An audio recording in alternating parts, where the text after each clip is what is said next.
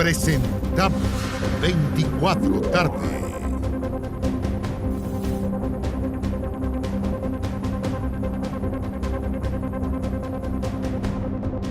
¿Cómo están? Muy buenas tardes, bienvenidos a la revisión de noticias en 24 tarde, cuando son justo las 13 horas, hay 17 grados en la capital, mucha información esta jornada de jueves 28 de julio, mucha información de policial, no solamente aquí en la región metropolitana, también en diversas ciudades del país, también información desde la política, la reunión de gabinete encabezada por el presidente Boric en la comuna de Puente Alto, también información desde la economía con cifras de empleo a nivel nacional entregadas tempranito por el INE y que no dan buenas noticias respecto a la creación de empleos en nuestro país durante los últimos 3 meses. Pero vamos a comenzar con información policial. 2 personas se encuentran en riesgo vital y una grave tras ser apuñalados en medio de un asalto en distintos puntos de la Alameda. La policía ya investiga si se trata de la misma banda delictual. Fabián Collado con esta y otras informaciones policiales de la jornada. Fabián, muy buenas tardes. Muy buenas tardes, Andrés. Fueron horas de la madrugada que ocurrieron estos múltiples ataques en el epicentro de la región metropolitana, en la línea Alameda, cuando Carabineros, cerca de las 2 de la madrugada, recibe la primera alerta respecto a una persona la cual estaba tendida en el piso en Miraflores, con la Alameda muy próximo al Cerro Santa Lucía, y efectivamente tuvieron que trasladarlo por sus propios medios hasta la ex posta central con lesiones de gravedad. Casi en paralelo, posteriormente se generó una situación similar, un contacto similar con la policía uniformada respecto a otro herido en similares características en las afueras de la Casa Central de la Universidad Católica. Por lo mismo, la policía uniformada hizo lo propio, también trasladó a esta persona que se encontraba gravemente herida hasta el Hospital de Asistencia Pública, y por último se genera la alerta que había una persona que había sido trasladada por sus propios medios, por un particular, y que había sido lesionada en la Universidad de Chile, la Casa Central de las afueras, a 2:10 de la madrugada. Y ustedes están viendo la gráfica de todo este lamentable circuito, donde los principales sospechosos son quienes ustedes están viendo en pantalla. ¿Cómo habría ocurrido esta situación? Las 3 víctimas, uno no está identificado, los otros 2 son de 45 y 23 años, iban transitando por la Alameda cuando fueron interceptados por estos sujetos que ustedes están observando en pantalla, los cuales inmediatamente, sin decir absolutamente nada, terminaron acuchillando a los afectados y posteriormente les robaron a sus especies de valor. Es así como se dieron a la fuga, y sería exactamente la misma banda que cometió los 3 delitos durante esta madrugada en la Alameda. Primero sería en las afueras del Metro Santa Lucía, posteriormente en las afueras del Metro Universidad Católica, para finalizar en las afueras del Metro Universidad de Chile.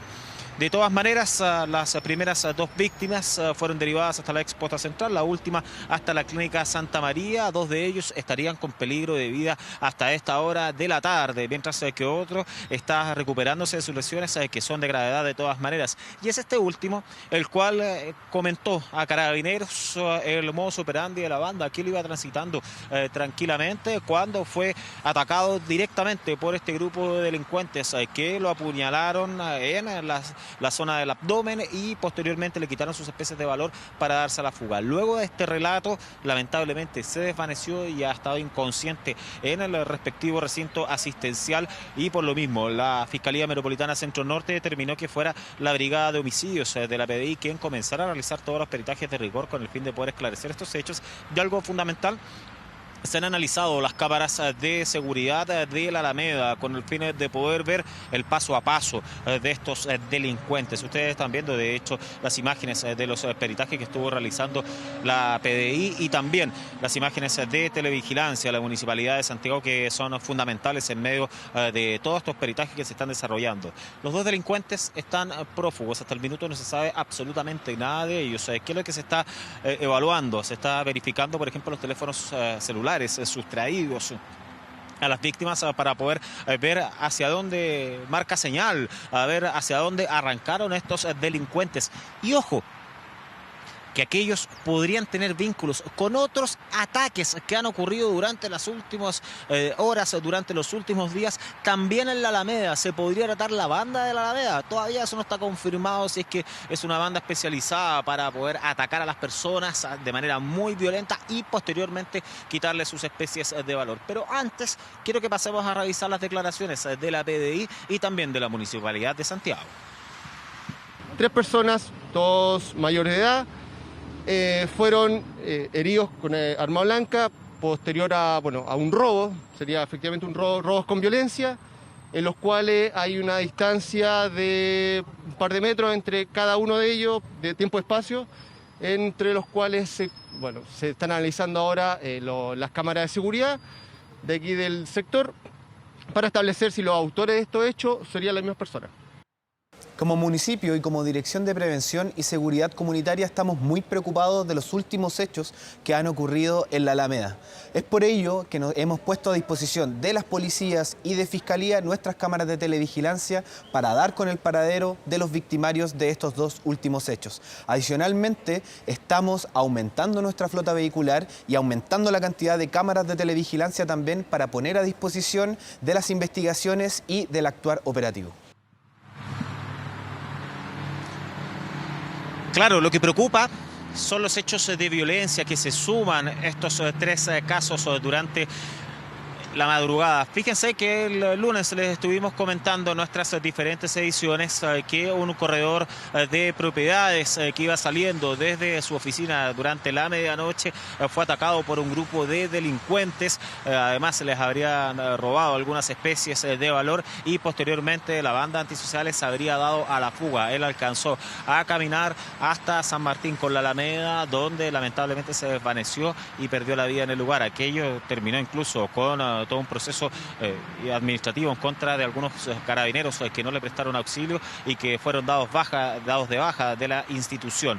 Pues bien, en ese caso, ayer en 24 Horas Central les estábamos relatando que la familia comete un posible vuelco debido a que estaba en un juicio en contra de unos sujetos y tenía que declarar justo el día posterior a su lamentable fallecimiento. Pero de todas maneras, hasta el minuto la PDI va por la arista del robo e incluso no descarta de que se pueda tratar de los mismos delincuentes que atacaron a las 3 personas durante esta madrugada en la Alameda, los mismos que asesinaron a ese corredor de propiedad. De todas maneras, todas las aristas investigativas están abiertas hasta esta altura, investigaciones que están en manos de la Policía de Investigaciones y sobre todo, ¿qué preocupa a los transeúntes de este sector tan céntrico de la región metropolitana, que prácticamente no duerme? Día y noche hay mucha gente que está caminando por el sector y que lamentablemente ha sido víctima de la delincuencia. Le consultamos a las personas que van durante noche y día transitando por la Alameda cuál es su opinión, cuál es su impresión respecto a la inseguridad que se vive, sobre todo luego de conocer estos casos. Vamos a revisar esas declaraciones. Lo que está pasando acá en Chile y acá en Santiago es muy grave que 3 jóvenes en distintos lugares han sido apuñalados. Esto no puede continuar, no puede seguir. Porque la mayoría de crímenes son cometidos por gente que viene acá a Chile, que nos abrió las puertas a delinquir, pero es problema de fondo, es problema de drogadicción, es problema de inseguridad. Ahora uno entiende que pues la situación a nivel mundial es diferente, pero aquí se ha vuelto muy peligroso. Llegué hace 6 años y ha cambiado demasiado. Pues que soy venezolano y bueno, aquí yo transito y se ve un poco peligroso en la tarde, en hora de la noche, un poco complicado. Y uno tiene que andar pendiente, caminando rápido, uno preocupado por eso. Se ven grupos circulando, a veces tienen que cambiarse de vereda. Claro, sí, piden moneda, andan así medio raros, que mamita, una monedita. Entonces uno se asusta en la mañana porque sale sola. Es mucha la inseguridad.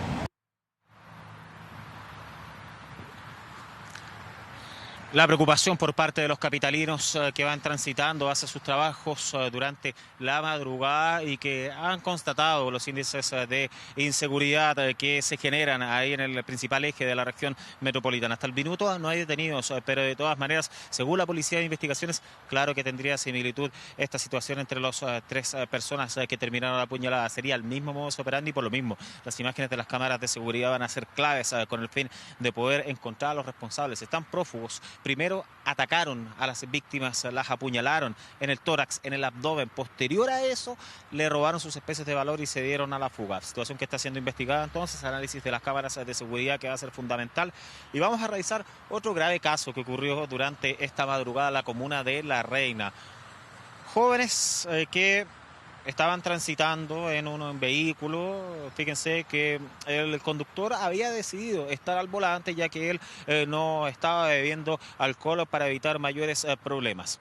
Acá hay versiones contrapuestas, ojo con esto, ya que según la información que entregó Carabineros, Seguridad Ciudadana, estas patrullas combinadas que incluye inspectores con uniformados, habrían constatado que este vehículo no habría respetado la luz roja del semáforo, habría estado sin luces y además manejando de manera errática. Habrían intentado fiscalizar al conductor, no se logró y posteriormente una segunda patrulla de Seguridad Ciudadana les bloqueó el paso y es ahí cuando un carabinero se bajó e incluso habrían intentado atropellar al uniformado y por eso el cual tuvo que disparar en una ocasión, disparo que llegó en el pecho del conductor, quien fue derivado hasta el hospital militar donde lamentablemente perdió la vida, Jesús Jaramillo.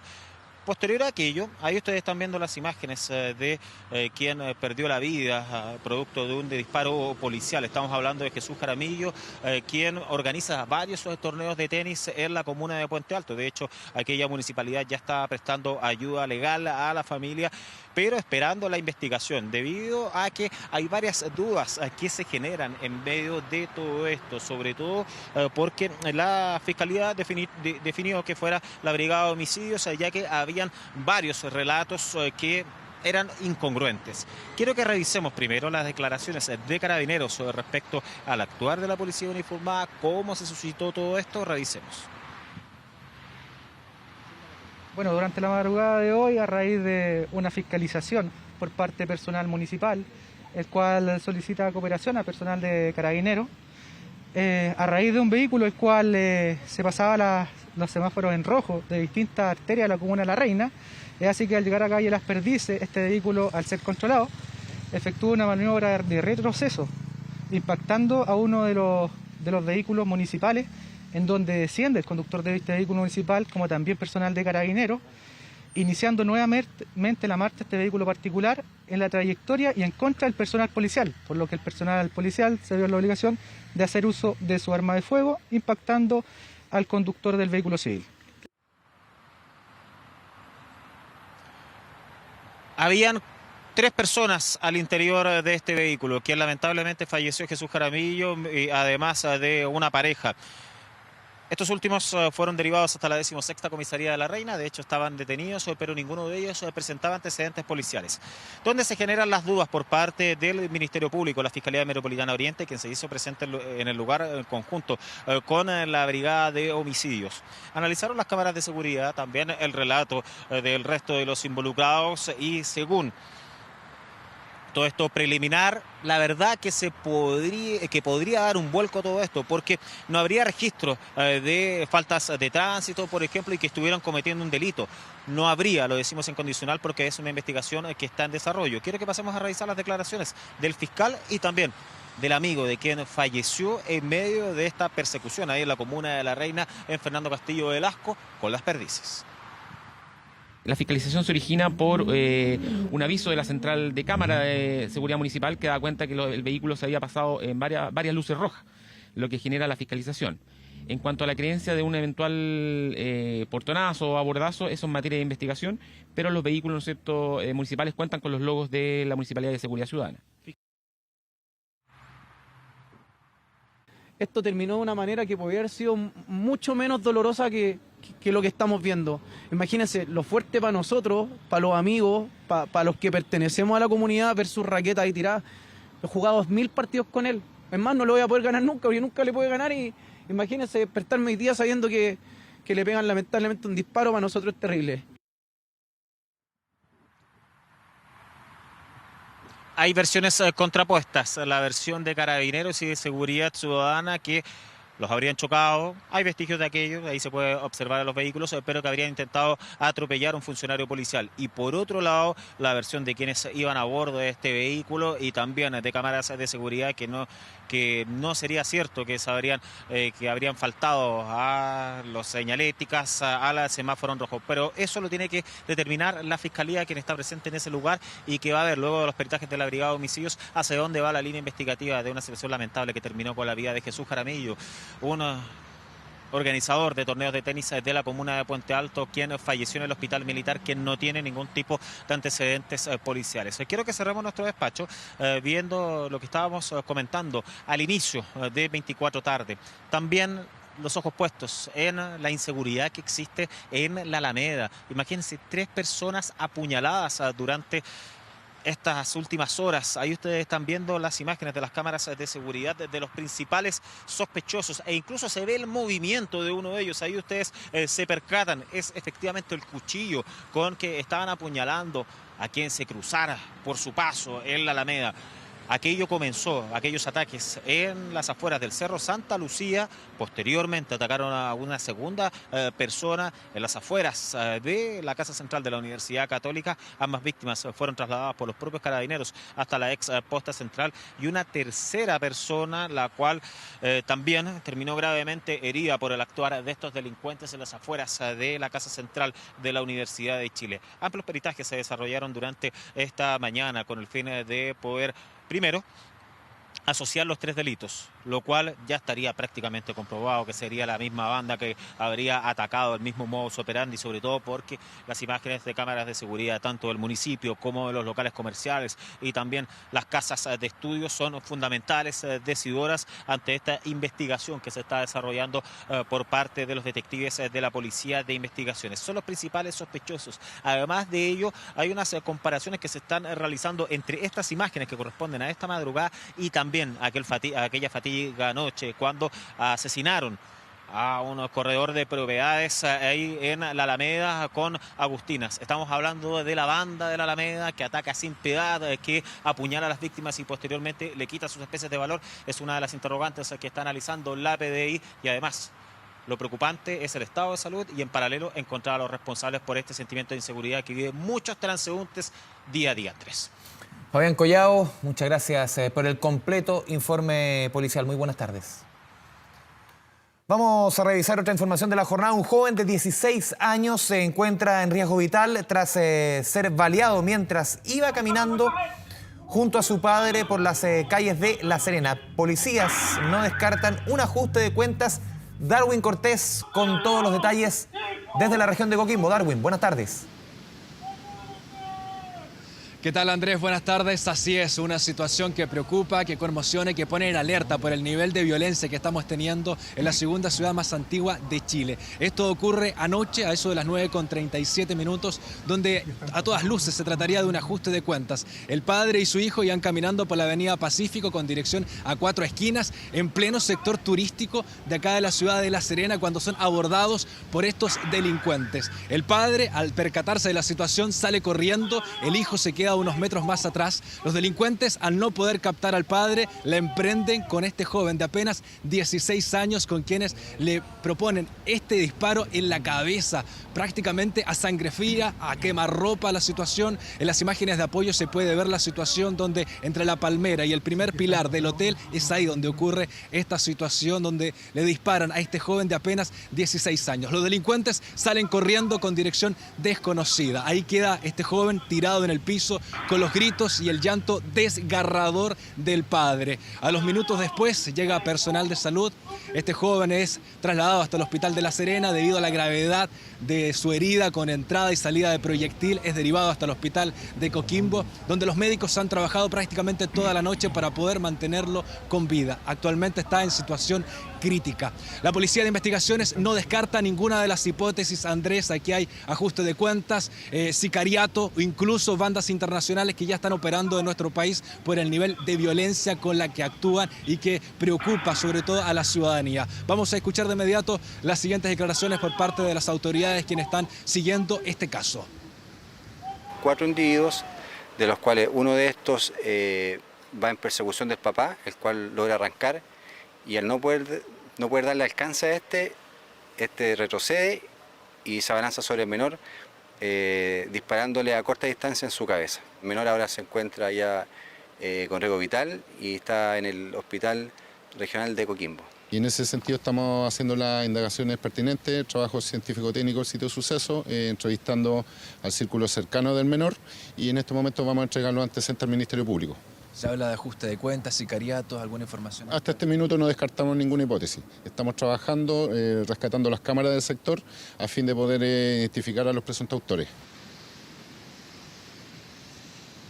Tal como le decía el subprefecto Cáceres, están revisando todo el perímetro de acá de la Avenida del Mar, Avenida Cuatro Esquinas, Avenida Pacífico, todo este sector turístico de los hoteles, las residencias, para poder dar con el paradero de los automóviles y también con el paradero de estos delincuentes, que ha conmocionado acá a la ciudad de La Serena porque no teníamos un registro de estas características, con este nivel de violencia, donde se marca territorio entre estas bandas, donde la ciudadanía, también los vecinos, están bastante preocupados con lo que está ocurriendo con el nivel de violencia acá en la ciudad de La Serena. Vamos a escuchar de inmediato las declaraciones de los vecinos que pudimos captar durante esta jornada. Escuchamos los gritos nomás desde adentro del edificio y después todos asomados a mirar, pero eso. Como que igual me ha choqueado todavía. Lamentable la verdad, porque como dice él, antes no se veía esto. Uno podía salir como tranquila, no pasaba nada, y ahora no se puede porque uno dice salgo, me pueden asaltar. Y ahora con miedo, uno no sabe si va a llegar o no. Entonces es penoso, es terrible, y ojalá es que pongan mano dura para todos esos delincuentes. En la preocupación de los vecinos, que están bastante conmocionados, muy sensibles con la situación que acabamos de vivir el día de ayer a eso de las 9:37, donde estos delincuentes se bajan y abordan al padre y al hijo y le disparan a quemarropa, a sangre fría en la cabeza con esta entrada y salida de proyectil. El joven se mantiene en estado crítico en el hospital de Coquimbo y además la Policía de Investigaciones está trabajando intensamente para poder dar con el paradero de estos delincuentes, Andrés, de una situación que no teníamos registro acá en la ciudad de La Serena. Aquí siempre nos destacamos por ser una ciudad tranquila, turística, pero no teníamos registros de una situación como esta, donde prácticamente es un ajuste de cuentas y donde no se media ninguna palabra para poder aniquilar a este joven. Andrés. Sí, hemos visto también como muchos delitos que tradicionalmente, Darwin, se veían en la región metropolitana, lamentablemente comienzan a aparecer en diferentes regiones del país. Darwin Cortés, muchas gracias por la información desde la región de Coquimbo. Buenas tardes. Y el gobierno cambió su postura inicial y finalmente decidió ampliar querellas en contra del líder de la coordinadora Arauco Mayeco, quien vemos en pantalla, Héctor Yaitul, luego que en una entrevista asegurara que canalizarán la violencia reivindicatoria a través del sabotaje. Ricardo Campos nos trae todas las reacciones. Ricardo, buenas tardes. Sí, ¿qué tal, Andrés? ¿Cómo les va a todos? Muy buenas tardes. Y fue un tema bastante comentado en esta jornada acá en Temuco, en una nueva sesión de la Comisión de Seguridad de la Cámara de Diputados. Vamos de inmediato a revisar imágenes en contexto a lo que ha acontecido en las últimas horas en la macrozona sur del país, a todo lo que ha sido considerado por algunas bancadas políticas como un revés, otros como una buena señal por parte del gobierno de anunciar, según dijo la ministra del Interior entonces, esta ampliación de la querella, de una serie de querellas, de acciones legales que se han presentado por distintas instituciones o personas naturales en contra del líder de la coordinadora Arauco Mayeco, Héctor Yaitul, por diversos dichos que a juicio de algunas personas incitarían a la violencia y llamarían a armarse, no como lo hizo derechamente en algunos audios Héctor Yaitul incluso hace algunos meses. Se les ha solicitado de diversas bancadas políticas al gobierno que incluso presentara alguna querella en contra del líder de la CAM. Sin embargo, eso no ha acontecido, pero sí ya dijo la ministra del Interior va a ampliar querellas. ¿Qué significa esto? Que va a entregar diversos antecedentes nuevos antecedentes de los últimos meses o las últimas semanas en estas mismas acciones ya judiciales para ir sumando antecedentes a las que ya se han presentado.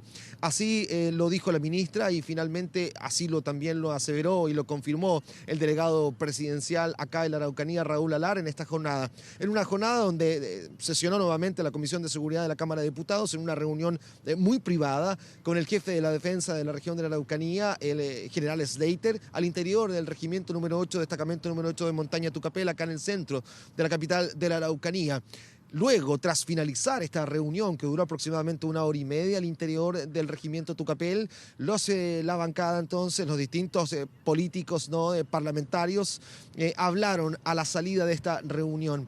Pero antes los quiero invitar a ver lo que ha dicho la ministra del Interior respecto de esta ampliación de la querella, de estos antecedentes que se van a entregar y que derivaron en todas las repercusiones que veremos luego. Veamos lo que dijo la ministra.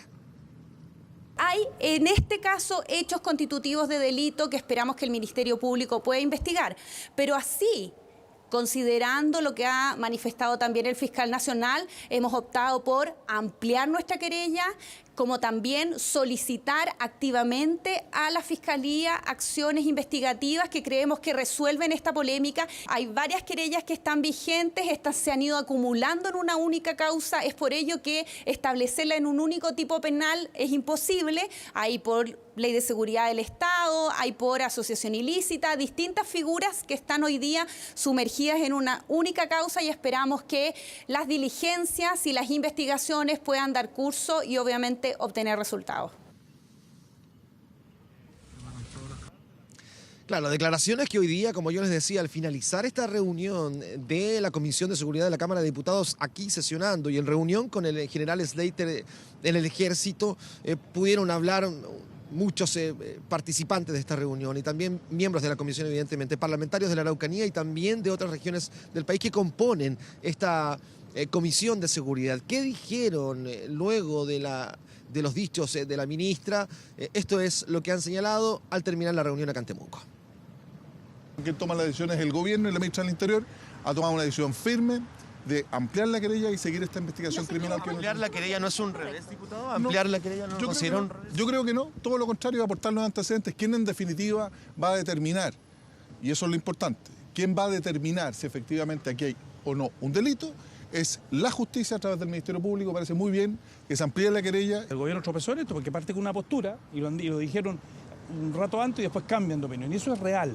Y por eso yo le pido al gobierno que en materia de seguridad se ponga a trabajar, porque en materia de seguridad tenemos un problema grave, no solo acá, sino en todo el país. Las vueltas de carnero a veces dan resultado en este gobierno, porque acuérdate tú que el estado de excepción constitucional ellos tampoco lo querían, lo desecharon, y después de casi 60 días se dieron cuenta de que efectivamente un estado de excepción servía para la macrozona sur. Siempre se están evaluando las declaraciones y en ese sentido se han tomado la determinación de ampliar las querellas que ya están interpuestas en el pasado, y esto es algo que se va a presentar también ante la Fiscalía y es algo que siempre nuestro gobierno es dialogante, siempre nuestro gobierno está preocupado de adoptar las medidas más adecuadas, las herramientas a su disposición. Bueno, dijo el delegado presidencial Raúl Alar que no tenían un horario confirmado, pero que esto iba a pasar dentro de las próximas horas. ¿Qué significa? Que el Ministerio del Interior va a entregar documentos que van a ampliar estas querellas. Es eso lo que va finalmente, lo que va a ocurrir, súper práctico, para que se entienda en casa también. Se van a entregar más documentos, se van a archivar más audios, por ejemplo, que hay conversaciones donde se escucha a Héctor Yaitul, el líder de la CAM, llamar, armarse, etcétera. Todo eso se va a recopilar y se va a entregar nuevamente para ir ampliando todas las querellas que ahora son una sola causa. Eso sí, el Ministerio Público no ha entregado declaraciones. Han preferido acá la Araucanía y en la alta complejidad también, en la Fiscalía de Alta Complejidad, el fiscal jefe de la Araucanía ha preferido no hablar respecto a este tema. Es una arista muy importante aquella para saber cómo va esa causa, qué investigaciones están haciendo, si lo van a citar a declarar, por ejemplo, etcétera. Hay un montón de aristas que poder ver en torno a esta causa que llevaría al Ministerio Público, porque por lo menos hasta ahora no lo han confirmado que así sea. Por lo tanto, hay que estar muy atento a eso. También todo se genera en el marco de la votación que hay mañana en la Cámara de Diputados respecto del estado de excepción constitucional, si se va a renovar o no en este estado de excepción acotado, como ha señalado el gobierno también. Bueno, en fin, muchas cosas que se conversaron hoy día con la Comisión de Seguridad acá en el regimiento Tucapel, con el general Slater, que aparentemente habría dado cuenta también de la serie de controles en conjunto con personal de las Fuerzas de Control de Orden Público de Carabineros en la ruta, los controles, la disminución de los ataques incendiarios, la disminución de los hechos de violencia también en materia de violencia rural, en fin.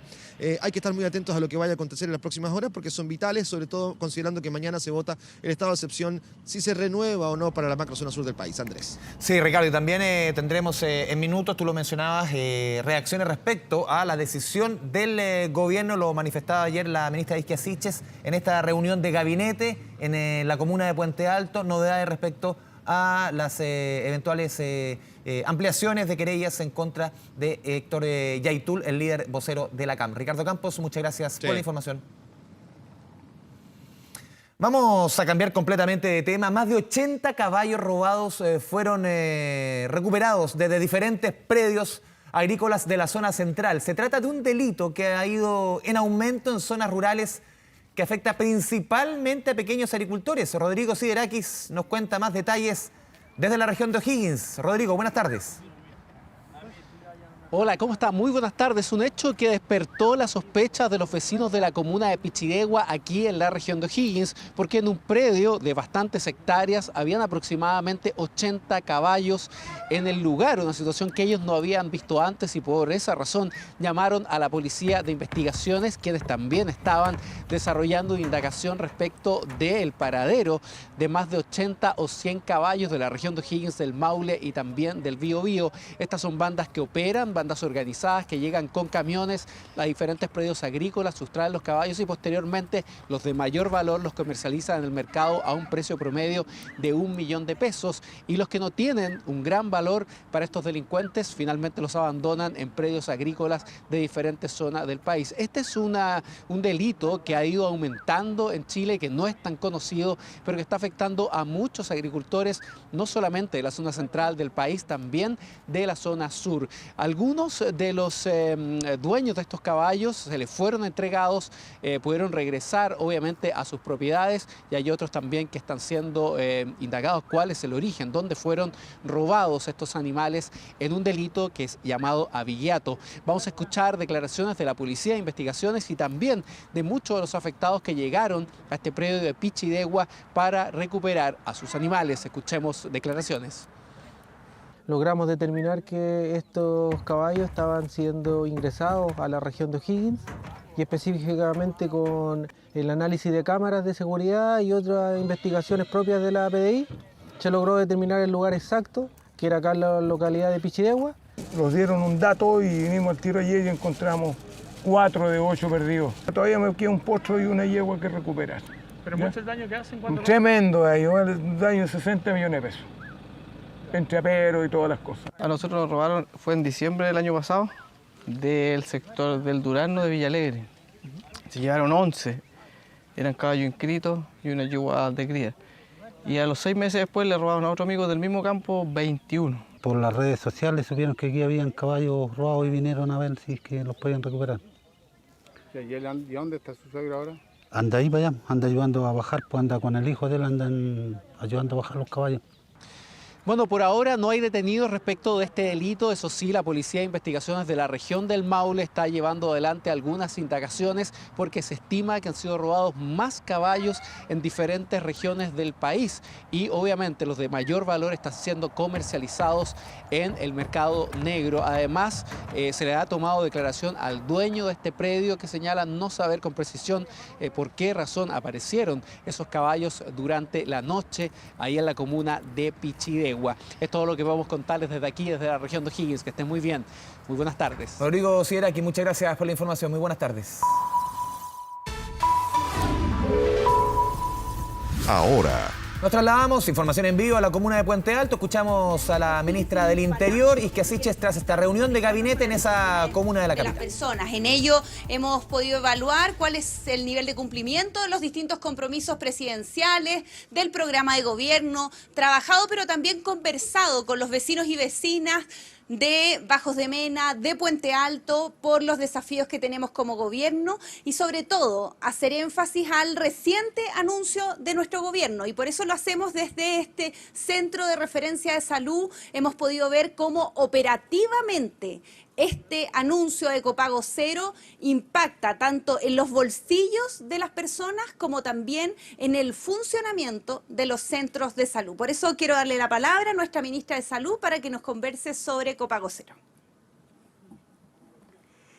Bueno, la buena noticia que dimos ayer, esa excelente noticia, hoy fue corroborada con este conversatorio que tuvimos no solo con la comunidad de Bajos de Mena y de Puente Alto, organizaciones sociales, pueblos originarios, sino que también con las trabajadoras y los trabajadores de este Centro de Resolución en Salud. el CRS de Puente Alto. Este CRS, además, está en un territorio muy diverso y pudimos escuchar las opiniones de las personas que se atienden acá. Y efectivamente coincidimos. Es una gran noticia que las personas que están en los tramos C y D, desde el 1 de septiembre, no van a pagar copago cero. ¿Y qué significa el copago cero? Que yo puedo asistir a cualquier centro de salud de todo el territorio nacional a realizar cualquiera de las acciones de salud, prestaciones, intervenciones quirúrgicas, fármacos, prótesis, salud mental, dental, cualquiera de esas acciones en cualquiera de esos ámbitos y no va a existir ningún pago. No hay letra chica, no hay letra chica en esta medida, la hemos estudiado muy bien y efectivamente las personas que accederán a esto son personas que están en el tramo C, que quiere decir que ganan más de 380.000 pesos, o en tramo D, que ganan más de 550.000 pesos. ¿Quiénes son esas personas? Esas personas, y lo corroboramos acá en terreno, son jóvenes, jóvenes que inician una familia, son mujeres, el 46% son mujeres, muchas de ellas cuidadoras, jefas de hogar, y que por tanto esta medida que ahorra en promedio más de 260.000 pesos para el hogar, es una medida que resuelve problemas, que libera el acceso, pero además que resuelve los problemas. Hay casos que conversamos con las personas en el conversatorio, como personas que tienen problemas de salud muy complejos, como una esclerosis múltiple. Tenemos el caso de Francisco, 50 años, con esclerosis múltiple, hospitalizado, una hospitalización larga porque hay que hacer muchos procedimientos. Cuenta en un hospital público 17 millones de pesos. Copago, por ser un FONASA de 3,5 millones. ¿Y cuánto gana Francisco? Más de 550.000 pesos. Es una deuda importante, una deuda que compromete a la familia. Pero también está Tiare, con 28 años, que tiene un trauma con fracturas expuestas, que está 10 días hospitalizada, que tienen que operarla en 2 ocasiones porque son fracturas expuestas, y que Tiare al final de la hospitalización tiene un copago de más de 1 millón de pesos, 1.388.000 pesos. Entonces, cuando uno ve los casos concretos, da cuenta que esta es una medida para el hoy que resuelve los problemas para las personas en concreto, y ese grupo de FONASA, C y D, de personas en ese tramo, que son nuestra clase media, que han visto por mucho tiempo que las medidas, las primeras medidas en mucho tiempo, han sido mirando efectivamente a los FONASA y B, y aquellas personas que eran mayores de 60 años, que fue la última medida tomada el 2006 en referencia a esto. Ahora lo que hemos hecho es justicia para ese grupo de jóvenes y personas que están en ese tramo y que para esta medida va a ser tremendamente relevante.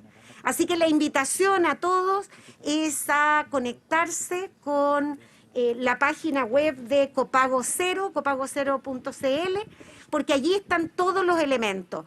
En todo el país, en todo el territorio nacional, en toda la red pública de salud, Copago Cero, gratuidad universal. Eso es lo que hemos instalado como medida en concreto a partir del 1 de septiembre del 2022.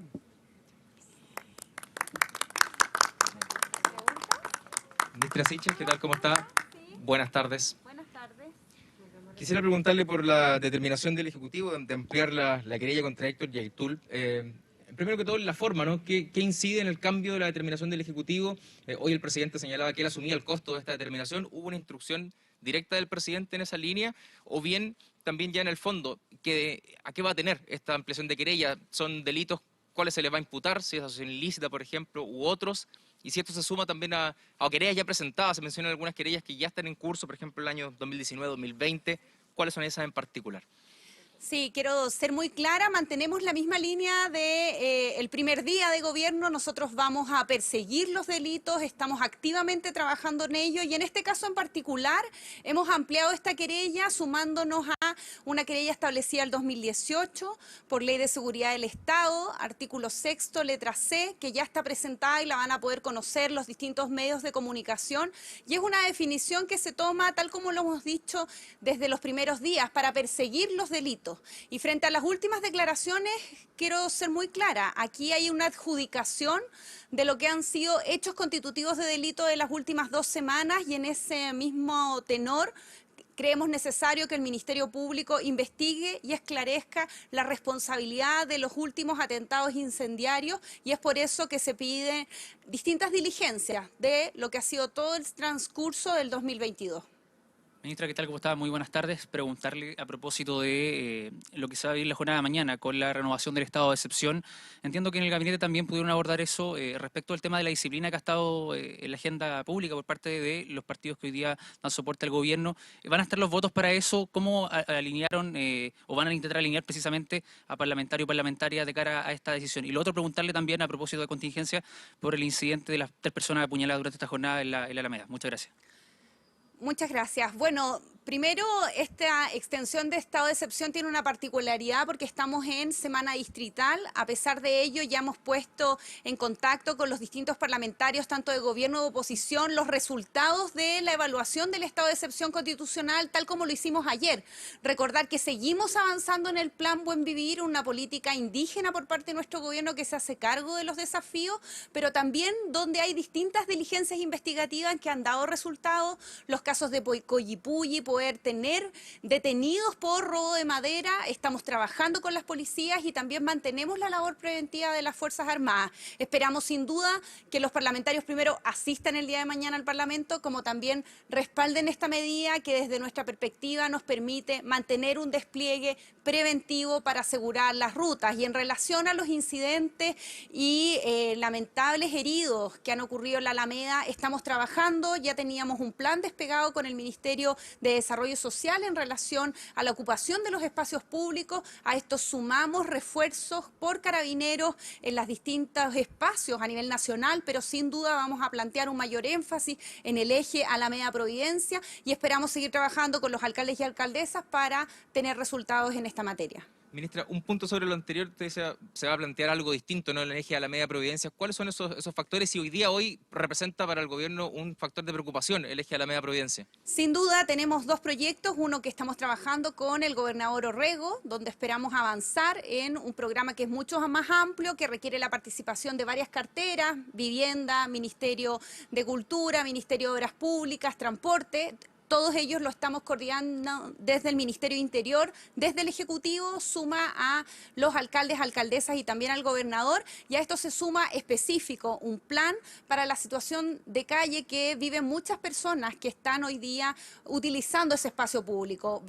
Hay un plan de corto y mediano plazo para poder liberar el uso de ese espacio y recuperarlo para las personas. Es parte del compromiso, tal como lo hemos hecho en Barrio Meix, pero también en muchas otras regiones, como también en el metro. Ministra, ¿habrá un cambio en la campaña Voto Informado respecto a esta investigación que ha iniciado la Contraloría? Ayer, se inició esta investigación especial con la reunión de ambos equipos, ¿no? Si nos podría adelantar en primera instancia de esa línea, me imagino que quedaron de acuerdo en los documentos que hay que enviar, un proceso que se va a extender, pero si habrá cambios en lo que está planteando hoy día el Ejecutivo, esta planificación en terreno respecto a esta campaña, y en particular aquí en Puente Alto, también si nos podría responder por qué no se le invitó o avisó al alcalde de la comuna, entendiendo que cuando hubo un despliegue del gobierno en Renca sí participó el alcalde de aquella comuna. Bueno, en primer lugar, nosotros tenemos un deber y un mandato que es como único organismo hoy día desde el ámbito público, informar y hacer campaña informativa sobre este proceso histórico. No hay otra entidad que cumpla esta función hoy día, que pueda llevar los textos completos y oficiales a distintos rincones de nuestro país para que la gente pueda leer los contenidos y saber exactamente lo que va a votar el 4 de septiembre, un día que además el voto es obligatorio. Por lo tanto, la campaña de Chile Vote Informado se sigue desplegando, tanto a través de la División de Organizaciones Sociales, que está encargada de incentivar la participación de las vecinas y los vecinos, de las organizaciones sociales, como también desde lo comunicacional, donde ponemos ponemos a disposición en la página el texto completo, en los paraderos, en el metro de Santiago y también a través de las campañas informativas que son a través de la televisión. Esa campaña sigue, está todo completamente en regla, como le decimos, y nosotros vamos a colaborar, y así se lo expusimos en la reunión que sostuvieron nuestro equipo jurídico en el edificio Bicentenario, con la subsecretaria del Ministerio Secretaria General de Gobierno y los funcionarios de Contraloría que están haciendo su trabajo, y son ellos, por cierto, también los que querrán en su momento o se pronunciarán sobre lo que les compete a la Contraloría. En eso nosotros no vamos a intervenir porque es parte de su autonomía y su trabajo. Lo que nos corresponde a nosotros es seguir con esta campaña y colaborar con toda la información que la Contraloría General de la República requiera en su proceso investigativo.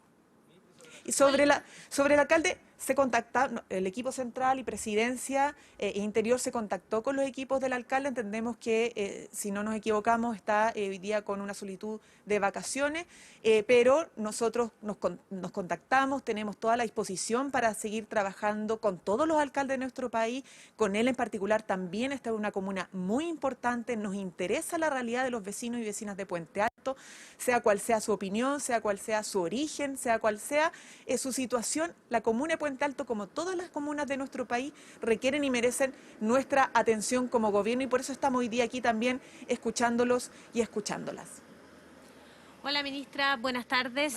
Preguntarle por la investigación justamente que inició ayer la Contraloría General de la República. ¿En qué plazos esperan ustedes que estén las conclusiones justamente de esta investigación, pensando en que desde la oposición ya han dicho que esperan que esto sea antes del plebiscito, justamente porque ellos señalan después del plebiscito no tendría mucho sentido que salieran los resultados de esta investigación?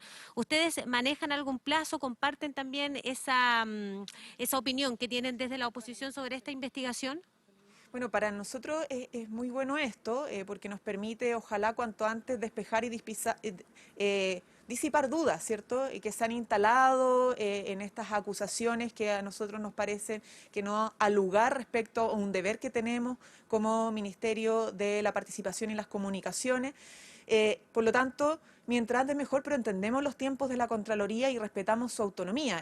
La Contraloría General de la República es la que determina los tiempos, y eso más son procedimientos que son reglados, ¿ya? Y que están normados y que tienen plazos máximos, que tienen definiciones que la Contraloría tiene que señalar. No nos corresponde a nosotros, por más que también queramos que cuanto antes se despeje esta situación, mejor también para el gobierno. Ministra, buenas tardes. Hoy en la mañana, en la madrugada, hubo un incidente en la comuna de La Reina donde un tenista, que era profesor en Puente Alto, fue baleado por un carabinero. Las hipótesis apuntan a que esta persona que iba en el lugar no hizo caso a una fiscalización que le trataron de hacer equipos de seguridad ciudadana de la comuna, ¿ya? Porque creyeron que dentro del vehículo iba una banda que se dedicaba a hacer encerronas, ¿ya? Pero la hipótesis marca que por el otro lado, por dentro del vehículo, estas personas creyeron que le iban a hacer una encerrona. ¿Cuál es el punto? Sí, tenemos un problema en la señal, justamente cuando se le estaba preguntando a la ministra vocera de Gobierno por este lamentable caso que nos contaba Fabián Collado, la muerte de este joven en la comuna de La Reina. También había respondido a la ministra Siches respecto a la situación, a las acciones legales que está tomando el gobierno por las palabras de Héctor Yaitul. Ahora escuchemos a la ministra vocera de Gobierno. Carabineros, funcionarios públicos, etcétera, requiere ser esclarecido, ¿cierto? Y recabar todos los antecedentes para que como gobierno, nuestro rol, los que nos compete, podamos señalar las circunstancias del hecho. Por lo tanto, atendemos lo que usted dice, pero para poder tener una información final respecto a eso, necesitamos todos los antecedentes sobre la mesa, porque lo peor aquí es anticiparnos con juicio que sobre situaciones que no tenemos todos aún los antecedentes. Pero cualquier herido, ¿cierto? Cualquier daño, no solamente a la propiedad, a las cosas, sino que a las personas, evidentemente es de gravedad para el gobierno y requiere evidentemente la investigación. Ministra. No, solo recordar que nosotros ya estamos trabajando desde hace algunos meses en reforzar el plan antiencerronas que existía en nuestra llegada al gobierno.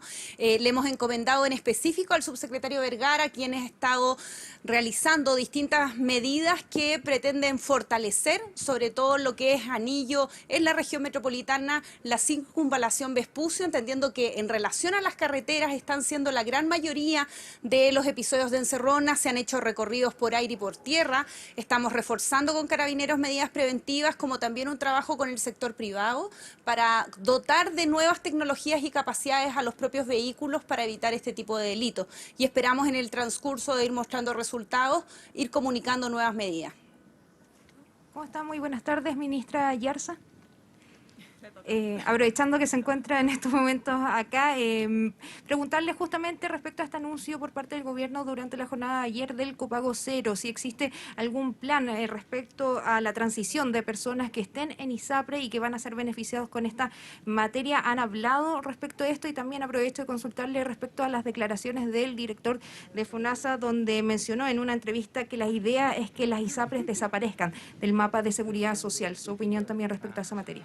Bueno, en relación al cronograma que nuestro programa de gobierno tiene en función de generar un fondo mancomunado de recursos para afrontar el sistema universal de salud, que es el sueño programático que tenemos en el programa de nuestro gobierno en relación a salud, nosotros creemos que ese camino es un camino paso a paso, es un camino que tiene determinadas fases, que no hay una medida en sí misma que cambie la situación de unos y los otros de forma rápida. Por tanto, nosotros creemos que la seguridad social, ¿cierto?, que hoy tenemos, va a transitar a otra forma de seguridad social, y allí tendremos los seguros y los seguros complementarios. Por tanto, lo que nosotros le hemos planteado a Clínicas de Chile, con la cual nos hemos reunido múltiples veces, y a las ISAPRES, ha sido que ese tránsito también va a ser conversado con todos los actores, y que el vector común del tránsito a ese estado de las cosas es el cuidado de las personas. Así como hoy estamos recordando la medida de ayer, que es cuidar a las personas que están en FONASA, bueno, este Ministerio de Salud también está empeñado que este tránsito cuide a las personas que están en las ISAPRES. Por tanto, el camino que hemos pensado transitar es un camino paso a paso, participando todos los incumbentes y con un foco muy primordial en el cuidado de las personas. Por tanto, ese es el diseño que tenemos. Y en relación a la primera pregunta, que tenía que ver con un cierto tránsito de pacientes ISAPRE, en general, lo que ha pasado en este tiempo de pandemia es que efectivamente hay personas que han transitado al FONASA, al Fondo Nacional de Salud. No ha habido un aumento brusco de ese tránsito, y decir de que esta medida es solo para las personas que están en FONASA y que están en el tramo C y D. Por tanto, no conversa en ningún momento con aquellas personas que se encuentran en el sistema de ISAPRE.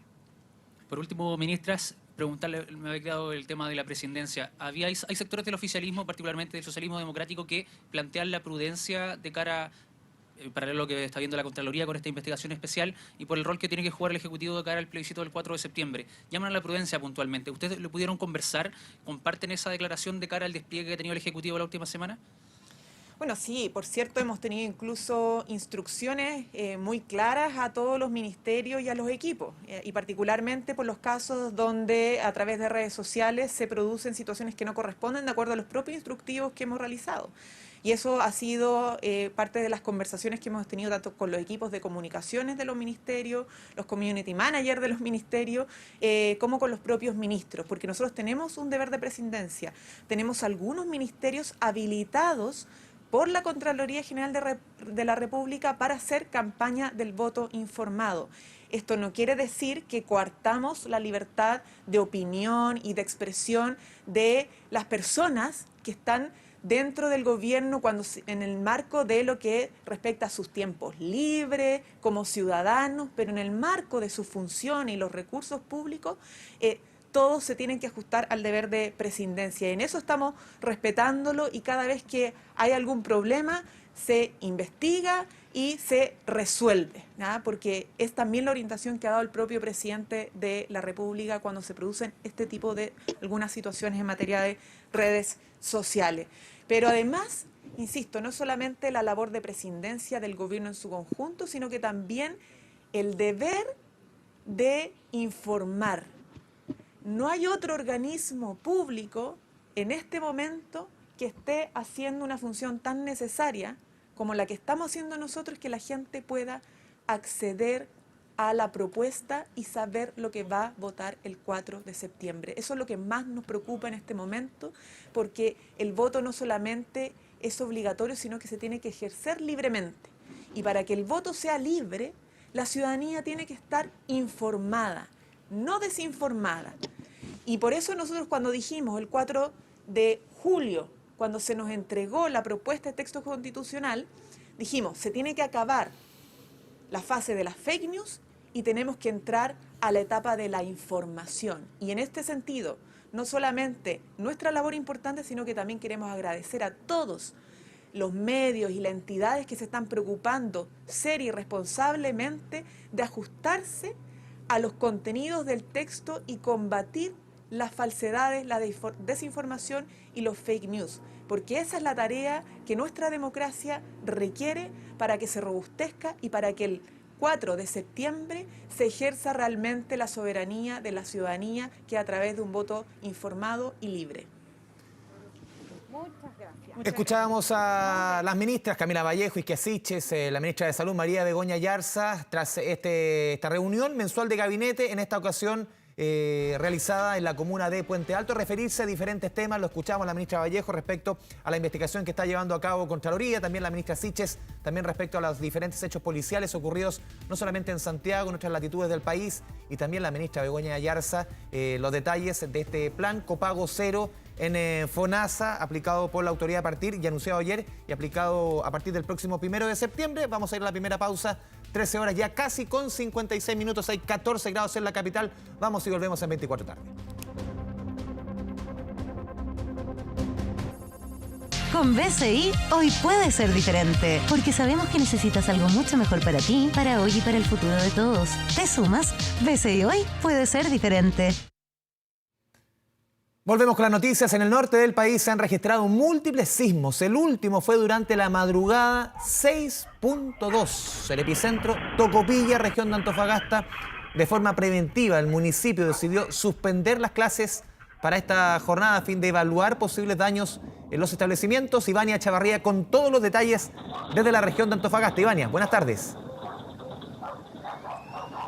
Buenas tardes, Andrés, ¿cómo estás? Efectivamente, son varios los sismos que se han registrado aquí en el norte del país. Sin duda, el que causa mayor preocupación es el que, como tú mencionabas, se registra durante esta madrugada. 0,15 para ser exacto, 6.2 a 55 kilómetros de profundidad y a 21 kilómetros al noroeste de Tocopilla, es decir, en el mar. Este sismo, las características un poco bastante largo, bastante ruidoso y por supuesto en edificios en altura se movía bastante todo lo que había en algunas viviendas incluso, y que quedaron registradas por supuesto en videos que luego se difunden por redes sociales. Se veía donde incluso caen cosas mientras se está generando este movimiento telúrico. Uno que por lo demás se percibe además en gran parte del norte del país. Estamos hablando que se percibe Arica y Parinacota, en Tarapacá, Antofagasta por supuesto, y también en algunas comunas de Atacama. Para los tocopillanos, básicamente este sismo los hizo recordar incluso lo que fue el terremoto del año 2007, de ahí la preocupación que tuvieron, muchos con bastante temor. Hoy día se levantaron, tuvieron que salir a hacer sus cosas habituales, pero por supuesto bastante preocupados. Nosotros conversamos con los tocopillanos acerca de cómo percibieron este movimiento telúrico. Escuchemos. Ahí está. Y sentí el temblor y salimos todos arrancando como todos lo hicimos. estábamos durmiendo, entonces despertarnos así de repente, no saber qué hacer, sentir y ver que las cosas estaban cayendo en nuestras casas. Ah, sí, fue bastante movido, o sea, la gran mayoría estábamos acostadas, durmiendo, algunos. Tuvimos las mayores afectaciones fue donde estaba trabajando la empresa, producto de que ella estaba haciendo trabajos de corte en roca para poder ampliar la plataforma del camino y que éste tuviera una velocidad promedio de 80 a 100 kilómetros por hora. No se va a limpiar el sector producto de que existe el riesgo de que siga cayendo material en el sector. Entonces, como se va a ampliar el bypass hacia un costado, se va a dejar un buffer de protección en el cual el desprendimiento de rocas no debiese afectar el normal tránsito de vehículos por el sector. Considerando el horario que fue el sismo durante la madrugada y no se puede hacer un recorrido y una evaluación minuciosa, que era más conveniente suspender las clases en forma preventiva para hacer una revisión completa de los establecimientos y determinar si eran seguros o no. Bueno, no hubo daños mayores, solamente me reportan que la escuela Gabriela Mistral, una fisura en una pared y algunos desprendimientos, que no significa tampoco que se tenga que cerrar, sino que se va a reparar.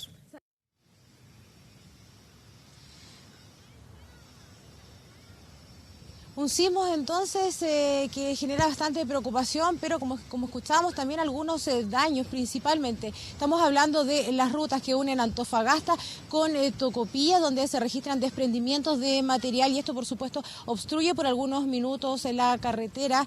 También se registran cortes entre Tocopilla y Quique y es precisamente donde personal de vialidad en este momento se encuentra trabajando para el despeje. Incluso se ha debido habilitar un bypass para poder normalizar el tránsito vehicular. En cuanto a infraestructura, por ejemplo, aquí en la misma comuna de Tocopilla pudimos evidenciar que la comisaría de la comuna presenta algunos daños, básicamente desprendimiento de baldosa, así como también se hablaba, se había decidido suspender las clases por esta jornada para hacer una revisión de los establecimientos educacionales y se detecta que, por ejemplo, la escuela Gabriela Mistral presenta también algunos daños, estamos hablando de algunas grietas en paredes, también del revestimiento que cayó. Estos fueron evaluados, no revestirían riesgo para los estudiantes, sin embargo, por lo menos una sala va a tener que ser inspeccionada más en detalle, puesto que ahí las grietas son bastante importantes. Un sismo entonces que se registra aquí en el norte del país, en un lugar bastante sísmico, un país por supuesto bastante sísmico, y el llamado es a estar siempre preparados. Iván Echavarría, muchas gracias por la información desde Tocopilla, región de Antofagasta. Muy buenas tardes. Nos trasladamos ahora hasta la región de Valparaíso. Una persona murió en un incendio ocurrido en el sector de las tomas de Forestal Alto, esto en Viña del Mar. Jan Yaquetti nos cuenta los detalles. Jan, buenas tardes. Así es, Andrés, una mujer de 40 años aproximadamente con movilidad reducida que vivía con su madre, una mujer de la tercera edad y que estaba comprando fuera del hogar, y es entonces cuando se generan intensas llamas, las pueden ver en sus pantallas, la manera de que algunos incluso vecinos intentaron ingresar para poder rescatar a esta mujer, a la víctima que se encontraba en su dormitorio, lamentablemente por estos problemas de esta persona que se encontraba en el lugar que no pudo ser rescatada. Entonces es que se llega a un protocolo de bomberos bastante rápido y urgente por el llamado justamente de los mismos vecinos que realizaban a la central 132. Estamos hablando de 12 unidades que llegaron a asistir a este lugar de viviendas informales, en donde principalmente el problema era el abastecimiento de agua. Comentarles que lamentablemente esta persona, si bien vivía con su hermana, tampoco se encontraba en el lugar, por eso no pudo ser asistida, y la madre se encuentra totalmente devastada, en shock prácticamente por toda esta situación. Comentarles que también acaba de llegar la alcaldesa de Viña del Mar, Macarena Ripamonti, para poder de alguna manera escuchar una serie de peticiones que los vecinos tenían. Las vamos a pasar a escuchar a continuación. Adentro hasta el exterior. Y algunos vecinos igual trataron, yo vi a algunos de los vecinos tratando de entrar a sacar a la niña, pero no se logró sacar por las llamas que habían. Ella tiene una pequeña discapacidad. Ella siempre salía a saludar y todo, pero más allá de eso uno no los conoce en sí, pero igual es lamentable porque todos conocíamos a la señora Rosa, y la señora Rosa cuando hacemos cosas para los niños todo siempre está ahí, Entonces nos duele que pase eso y además no solo eso, los otros vecinos que se les quemaron las casas, perdieron todo de una. Muy intenso y la llama es terrible, no se podía hacer nada. Bien, entonces ahí escuchábamos los desesperantes minutos de esta emergencia, un fuego bastante intenso, 4 viviendas lamentablemente destruidas, 12 personas damnificadas que están viendo la posibilidad de levantar albergues para que pasen la noche en ese lugar. Andrés. Jan Giachetti, gracias por la información desde la región de Valparaíso. Muy buenas tardes. 14 horas con 10 minutos, nos vamos a la segunda pausa aquí en 24 tarde y al regreso toda la información del mundo junto a Andrea Aguilar.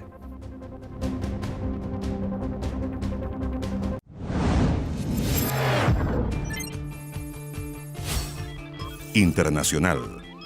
2 de la tarde con 16 minutos, revisamos la información más relevante del mundo. Esta jornada día jueves, el día de la independencia del Perú y el día también que cumple un año, Andrea Aguilar, Pedro Castillo en el mandato del país vecino. ¿Y qué año? Andrea, ¿Qué año, Andrés? Qué polémica también la que se acaba de registrar en el Congreso justamente del Perú. Prácticamente sale abucheado el presidente del Perú de su primer discurso a la nación. Acaba de concluir hace un pocos minutos y el mandatario ha respondido a los escándalos por corrupción. Ha dicho que realmente van a tener que buscar mucho si quieren realmente encontrar pruebas de corrupción al interior de su gobierno. Recordemos que hay varios escándalos, Andrés, que lo han salpicado, no directamente a él, que eso es la polémica, pero el entorno más cercano sí. Hablamos de su cuñada, de sus sobrinos, de sus exasesores, de miembros de su gobierno, y justamente él en junio había anunciado que habría más de una sorpresa en el mensaje que le iba a dirigir al país en el Congreso, en el día en el que Perú además celebra sus fiestas patrias, el primer año de mandato del presidente, 201 años de independencia. Recordemos que el año pasado era el año del bicentenario y hoy él dice que realmente Perú está muy lejos de alcanzar esa independencia que celebraba nacional. Una cosa, Andrea, puede sonar casi anecdótico. Definitivamente el gorro ya no va, ¿o no? En el caso de Pedro Castillo. Lo perdió. Ya. Prácticamente le quitaron. Por eso, claro, es anecdótico, puede ser, claro, pero son señales también políticas. Completamente. Recordemos que hace un año, Andrés, lo veíamos asumir en el Congreso peruano con su sombrero chotano, con un traje también étnico, que fue perdiendo, que realmente fue formalizándose mucho más, perdió. Recordemos que el primero que le quitó también el sombrero fue Bolsonaro en una de las reuniones, él también se lo puso ahí, pero de ahí el presidente de Perú dejó el sombrero de lado y dejó también, hay que decirlo, la popularidad, porque lleva un 20% de popularidad apenas, y hay un 80% de los peruanos que desaprueba la gestión que ha tenido hasta el momento. Ha sido un periodo marcado por la crisis política, social dentro del país. Castillo ha sobrevivido además a 2 intentos de destitución por incapacidad moral, mientras se enfrenta a 5 investigaciones fiscales por presunta corrupción. Vamos a repasar parte del mensaje que entregaba el mandatario hace pocos minutos. Los insultos y las burlas no me harán retroceder, al contrario, me fortalecerán con férrea convicción. Aun cuando se injuria a mi familia a diario y se ofende la majestad de la presidencia de la República, me someto a la justicia para aclarar los delitos que se me pretenden imputar. Bueno, él habla obviamente de injurias a su familia, hay que decirlo también y ser bien transparentes con esto. La prensa peruana ha sido implacable con Pedro Castillo durante todo su gobierno y hay un nivel, si uno se quiere, de irrespeto, por decirlo así, a la figura presidencial en varios medios de comunicación y él ha criticado eso, dice que prácticamente la prensa no lo deja gobernar y realmente a través de la prensa se filtran todas las investigaciones, que hay al menos 5 que están en curso en contra de su familia también, en contra de ex asesores. Recordemos, se entregaba uno el fin de semana, que podría decir, dicen mucho, un ventilador para ver qué era realmente lo que estaba pasando al interior del gobierno de Pedro Castillo, un gobierno que ha pasado además por 4 gabinetes, por 7 cambios de ministro del Interior y que además no ha podido generar un equipo de gobierno que sea confiable para los peruanos y que podría además enfrentarse seguramente a un nuevo proceso de vacancia en las próximas semanas, teniendo en cuenta que renunció al partido Perú Libre, que era el partido que lo llevó a la presidencia y que finalmente podría quitarle su respaldo. Pasamos de Perú a Estados Unidos, Andrés, porque entró en recesión económica tras una nueva contracción de la economía. Una recesión técnica que se llama. Exactamente, tú ahí haces la precisión en el segundo semestre consecutivo, entre abril y junio de este año. Segundo trimestre. Exactamente, entre abril y junio de este año la economía estadounidense se contrajo un 0,2%, un dato publicado por la Oficina de Estadísticas Laborales, que confirma además un descenso consecutivo del Producto Interno Bruto, que tradicionalmente se considera lo que tú decías, una recesión técnica, un país que está afectado por la inflación, al que vuelven a subir las tasas de interés el día de ayer. Desde la administración del presidente Joe Biden aseguran que el país no está en un escenario como tal de recesión. Y también lo decía Jerome Powell ayer, el presidente de la Fed, diciendo que habían muchas otras cifras del crecimiento de Estados Unidos que estaban funcionando, que estaban dando obviamente alguna robustez a la economía en varios sectores nacionales. Hay que decir también que la guerra de Rusia y Ucrania ha traído como consecuencia una crisis económica global. Lo hemos hablado también en otros escenarios, en donde aumenta el precio de los insumos básicos, hay también alimentos, combustibles en varios países, y obviamente Estados Unidos no es ajeno. ¿Recuerdas que ayer lo comentábamos con Cecilia Barría, el contacto desde la BBC? Estados Unidos, que enfrenta el escenario inflacionario, tal como Chile, el más alto en 40 años. La política ayer que adopta la Reserva Federal, que nuestro Banco Central, el símil, es subir las tasas nuevamente. Eso aplica a todo el mundo, nos afecta a todos lo que haga Estados Unidos. Claro, al nivel que se esperaba, y eso es lo que busca, es también lo que busca el Banco Central chileno, es que la economía baje un par de cambios, se enfríe. Claro, los números también reflejan un poco ello, bajar un poco el ritmo para volver a que la economía crezca con cierta normalidad, porque al igual como pasó en Chile, en Estados Unidos hubo un shock de liquidez, mucho más dinero de lo que la economía estaba produciendo. Crece mucho más el dinero circulante que lo que produce la economía. Y eso produce este escenario. Es parecido con otras dimensiones a lo que sucede en Chile. Completamente, Andrés, y recordemos además que lo que decía la Fed ayer era que querían evitar que los estadounidenses se siguieran endeudando y siguieran pidiendo préstamos. Se encarece el dinero de alguna Exactamente, cuando no tenían con qué pagar, pero vamos a estar obviamente bien atentos a lo que siga en la evolución de la economía en Estados Unidos. Mientras tanto, nos vamos ahora para Haití, porque un informe de la ONU indica que al menos 200 personas han muerto en Puerto Príncipe en al menos 10 días. Estamos hablando de una guerra de pandillas, y veamos estas imágenes porque realmente es muy impactante lo que está sucediendo en Haití. Esta vez se escucharon fuertes disparos, ráfagas en el centro de la capital haitiana, cuando los pandilleros incendiaron una iglesia, intentaron matar incluso a uno de sus oponentes que se encontraba cerca a esta zona, mientras que la mitad de las víctimas no están ninguna relacionada con las pandillas. Los residentes de las zonas afectadas luchan contra la escasez de agua potable, de alimentos, de benzina. Es realmente una crisis muy complicada y muy dramática la que vive el país más pobre del continente. Ya las entregas se han detenido por los tiroteos. Sin embargo, la ONU también indica que al menos en una semana hay 470 víctimas, contabilizando los muertos y los heridos y los desaparecidos. Asimismo, el organismo hizo un llamado a la comunidad internacional para que le envíen ayuda a la policía haitiana.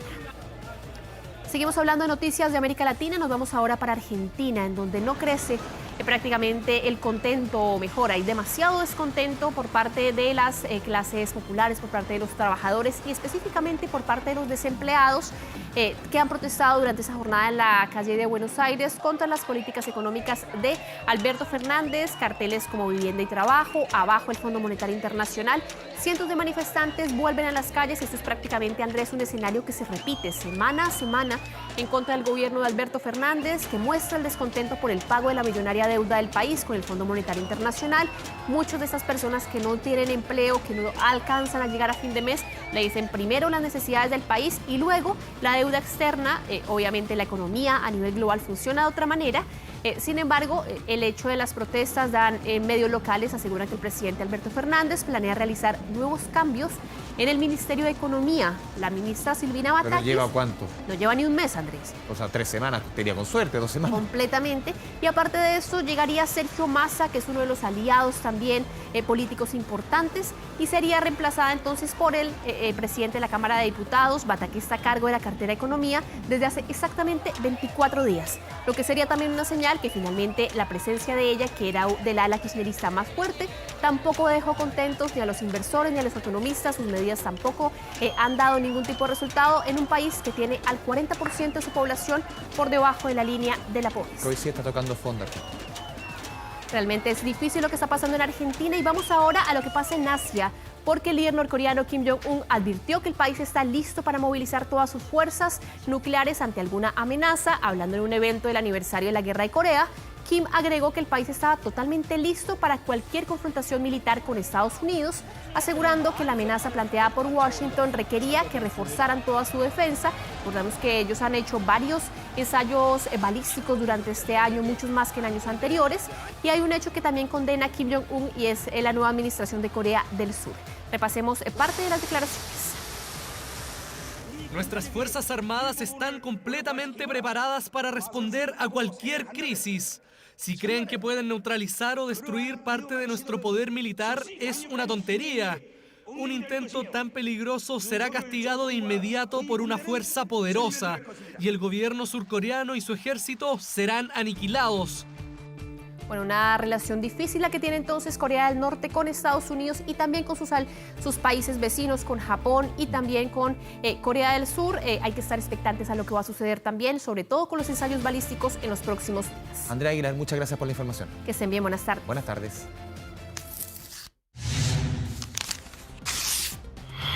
Camino al plebiscito. Cambio en el equipo en 24 tarde. Mucho se ha hablado de los derechos de las personas privadas en libertad propuestos en el texto constitucional. Por ejemplo, podrán votar, podrán ser candidatos. Se lo preguntamos a Valentina Reyes. Vale, buenas tardes. ¿Cómo estás, Andrés? Muy buenas tardes a todos en sus casas y vamos a revisar lo que dice el texto de propuesta constitucional sobre estos temas, las personas privadas de libertad. Vamos a las gráficas. En primer lugar, Andrés, aquí lo que nos han dicho los expertos, el enfoque es respetar los derechos humanos de las personas privadas de libertad. Vamos a la propuesta, artículo 117. Dice que el Estado va a proteger los derechos derivados de la ciudadanía de una serie de grupos, en donde se menciona a las personas privadas de libertad, así como también a niños, niñas y adolescentes. De este artículo se subentiende que podrían votar porque se respetarían los derechos de su ciudadanía y los derechos de los ciudadanos. Uno de ellos es votar. Y además, ¿por qué se señala que podrían votar los privados de libertad? Vamos a la siguiente gráfica, porque acá les queremos mostrar qué pasa con la Constitución vigente. En la Constitución actual se señala explícitamente que el derecho a sufragar se suspende por hallarse la persona acusada por delito que merezca pena efectiva, 3 años y un día o más, sí, o por delito que la ley califique como conducta terrorista. En la Constitución vigente sale esto explícito, en la propuesta constitucional no sale explícito y además está lo que dijimos, este artículo en donde se dice que se va a respetar los derechos de la ciudadanía, de las personas privadas de libertad. ¿Qué dicen los expertos sobre esto? Vamos a revisar lo que nos comentaron tanto Marisol Peña como también Tomás Jordán.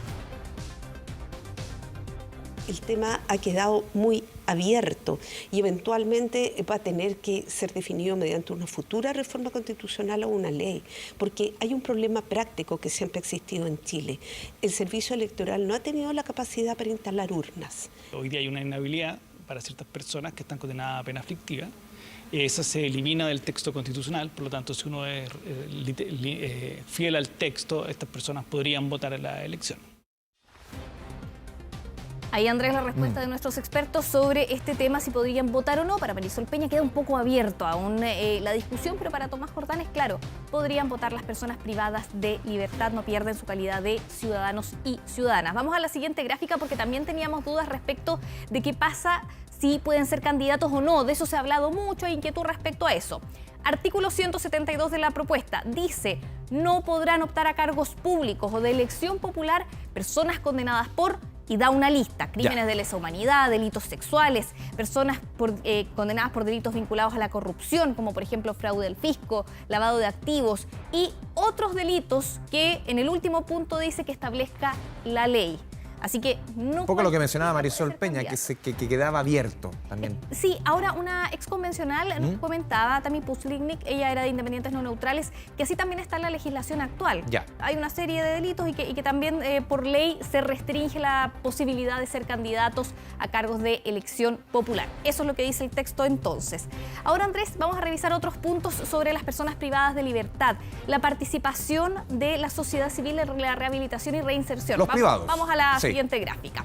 ¿Por qué? Porque en el artículo 53, donde hablaba de vivir en entornos libres de violencia, el inciso 2 dice que acciones como la reinserción social de las personas condenadas serán desarrolladas por organismos públicos que se señalan en esta Constitución. No se nombra, Andrés, a instituciones de la sociedad civil, a ONGs, a la iglesia, por ejemplo, diferentes iglesias. Que hoy día trabajan. participan en estos programas. Y muchos critican esto, que no se los nombre, no se los excluye, pero no se los nombra. Muchos critican ese punto. Vamos a la siguiente gráfica para revisar qué pasa con también las cárceles. En el artículo 338 se señala que solo el Estado puede ejecutar el cumplimiento de penas y medidas privativas de libertad a través de instituciones públicas especialmente establecidas para estos fines, o sea, las cárceles, y dice que esa función no puede ser cumplida por privados. Se subentiende que se acaban las cárceles concesionarias. Sí, recordemos que el modelo de concesión de cárcel, tal como se ha llevado en otros temas en nuestro país, hospitales, carreteras, hace un tiempo se ha concesionado, y eso, cárcel de Rancagua y otros modelos que han tenido buenos y malos resultados. Eso, al parecer, se acabaría, de acuerdo a lo que dice acá. De acuerdo a lo que dice acá, si se aprueba esta propuesta, se acabaría, y eso también genera críticas. ¿Ya? Vamos a invitarlos a escuchar diferentes puntos de vista sobre justamente estos artículos que hemos revisado acá en 24 tarde. No pensamos que es razonable sacar a los entes privados, ni de las cárceles concesionadas, ni de la reinserción social, pero sí creemos que eso no es lo que va a generar el mayor impacto, sino que en la forma en la cual prestamos los servicios de reinserción para que estos sean efectivos en realidad y las personas no vuelvan a cometer delitos posteriormente. Sobre el 70%, cuando está en manos del gobierno, fracasa la rehabilitación. Es relevante señalar que las cárceles no pueden ser negocio para nadie y tampoco pueden significar un gasto extra para el gobierno. Actualmente está significando un gasto extra y no están siendo lo suficientemente eficaces en los procesos tampoco de reinserción, inserción e integración de las personas privadas de libertad. Difícil tema. Andrés, para todos los que están en sus casas, los invitamos a leer estos artículos. Son muchos más los que tienen que ver con las personas privadas de libertad.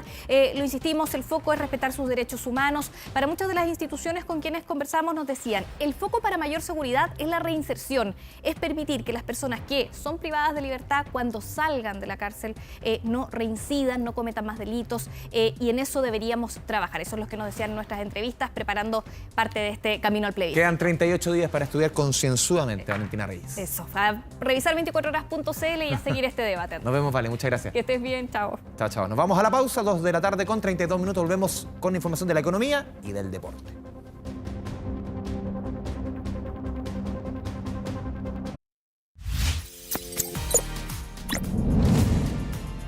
El tiempo.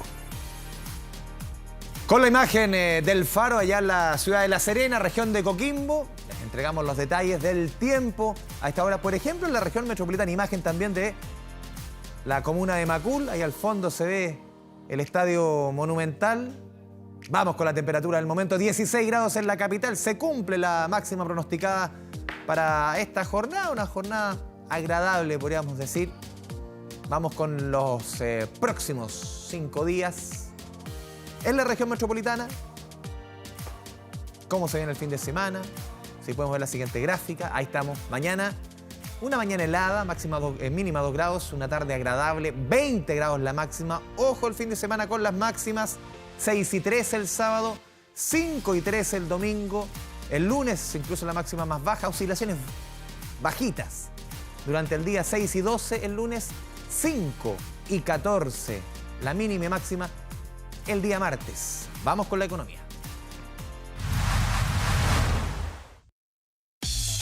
Donde lamentablemente la temperatura está baja, helada, es en la generación de empleos en nuestro país hoy día a nivel nacional. El INE entregó cifras de desocupación. Ayer hablábamos de la desocupación a nivel de Santiago, que mejoraba las cifras, pero a nivel nacional no es positivo el programa. Ayer lo entregaron la Universidad de Chile, hoy día el INE. Vamos con la primera gráfica que hemos preparado. Tempranito, hoy día a las 9 de la mañana, el INE entregó este desempleo de 7,8% para el trimestre abril-junio de este año. Si lo comparamos con 12 meses atrás, con junio del año pasado, claro, el escenario es mucho mejor. Teníamos 9,3%.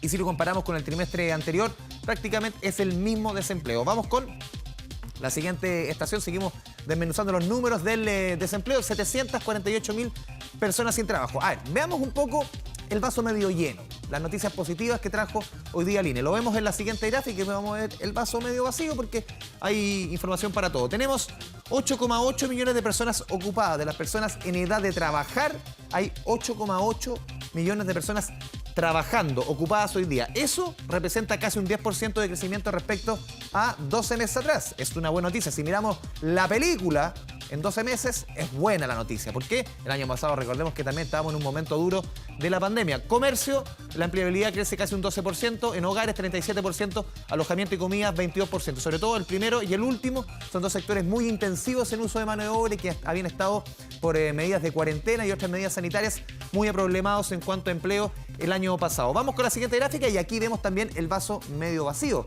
que es la generación de empleo trimestre a trimestre durante los últimos trimestres. A ver, diciembre-febrero, entre 2021-2022, 88.000 empleos generados, 68.000 en el siguiente enero-marzo, en febrero-abril ya 63.000, se estanca para marzo-mayo y vemos que abril-junio cae estrepitosamente a los 4.000, son 3.992. Aquí coinciden dos factores, se ralentiza el crecimiento del empleo, pero también, ojo, hay un efecto de estacionalidad. Generalmente en invierno se generan menos empleos en nuestra economía. Vamos con la última gráfica referente a la desocupación. Siempre, lamentablemente, el tema de la brecha de género está estancado en nuestro país. Siempre el desempleo de los hombres es más bajo, sustantivamente más bajo que el de las mujeres. 7,4, 8,4% el caso de las mujeres. Esto es una buena noticia, podríamos decir. Las horas efectivas trabajadas, 38,4 horas promedio, de acuerdo a las cifras del INE, de todos los trabajadores ocupados. Esto crece un 6,2% respecto al año pasado, pero vuelven las diferencias tal como el desempleo en el caso de hombres y mujeres, la cantidad de horas trabajadas entre hombres y mujeres. 40 horas promedio en el caso de los hombres, 35 en el caso de las mujeres. Y la última gráfica que les voy a presentar tiene relación con el tema del dólar y el cobre. El dólar, que hemos visto el efecto que ha tenido la intervención del Banco Central. Recordemos el 14 de julio, hace justo 2 semanas, interviene el Banco Central, estamos en 1046. Ayer llegó a 918, llegamos a estar hoy día en la mañana a 909, 911 al mediodía, estaba cerrando en 910. Es decir, una caída de casi 140, 150 pesos si lo medimos con el pic de este día, que llegó a estar en 1060, una caída de 150 pesos del dólar en 2 semanas, una intervención que ha sido exitosa, pero también ha venido acompañada de constantes alzas en el precio del cobre, afortunadamente para el erario fiscal. Hoy cerró en $3.49 la libra, un alza de 2,12% en la Bolsa de Metales de Londres. Vamos con el deporte.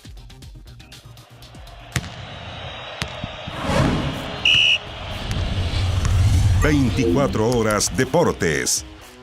Debo hacerle un reconocimiento a Sergio Pinto, que aceleré la información económica solamente para que dentro de su comentario hable de la venta de Marcelino Núñez a Inglaterra. Nada más, se lo dejo ahí. Más adelante vamos a hablar de eso, Andrés Vial, pero... Si usted no quiere, voy a hablar yo. Pero sí, porque hay varios movimientos de chilenos jóvenes que están emigrando a Europa. Vamos a hablar de Víctor Felipe Méndez, por ejemplo. También. A Rusia. Pero partamos por el Superclásico, ¿te parece? Vamos. Y después vamos redondeando con Marcelino Núñez y esta venta al fútbol inglés. Hoy hubo una ceremonia, por decirlo de alguna manera, ya en la NFP, donde ambos capitanes de los dos clubes, el local Felipe Seymour y el visitante, ahí vemos a Gabriel Suazo, hablaron justamente de lo que va a ser el partido. El llamado es, por supuesto, que el público local, que van a ser 7.000 personas ahí en casi 8.000, 7.800 por ahí. Exactamente, casi 8.000 personas en el Fiscal de Talca se comporten, y yo creo que dentro del estadio no va a haber problemas, el problema es afuera. Ahí donde los vecinos comienzan a sufrir. No, y cuando tú sacas al público visitante es porque ya te diste ya perdiste. Te rendiste, claro.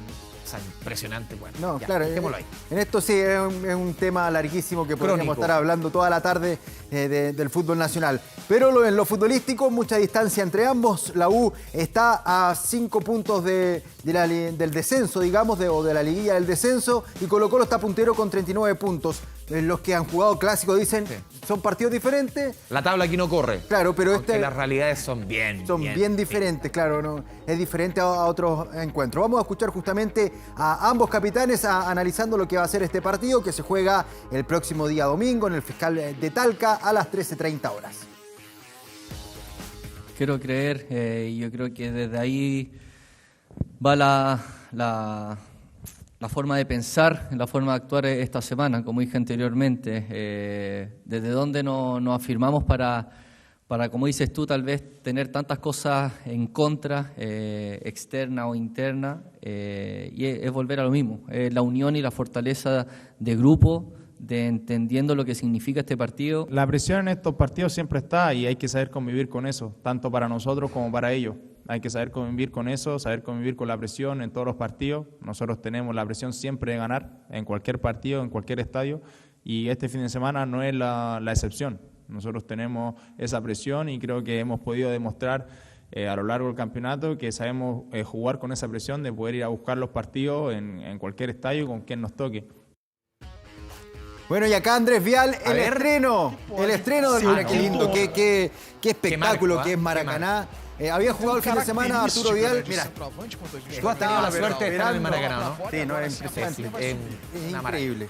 Ahí está el momento que ingresa Arturo Vidal, minuto 60, su estreno oficial en el Maracaná, un sueño según él, está cumplió anoche en esta Copa de Brasil frente a Atlético Paranaense, y realmente jugó bastante bien Andrés Vial. Acá no es que nos estamos colocando la camiseta, jugó, mira, la primera intervención, la toca, pase a Rodinei, y van a armar esta jugada que podría haber sido perfectamente el 1-0 para el Mengao. Gabriel Barbosa, que es su goleador, no estuvo ayer. Ahí se la sacan en la línea. Gabigol. Pero el pase que coloca en profundidad Arturo Vidal. Ahí está Gabigol, pues. Sí, pues él. Pero no estuvo en el partido. Ah, yo pensé que no estaba jugando y dije, pero ¿cómo? Pero Sergio Pinto me extraña, pues. Acá otro. Estuvo, pero no estuvo. Exactamente. Nuevamente Gabriel Barbosa, ahí hubo mala comunicación. Es verdad. Sí. No te leí, Sergio, perdona.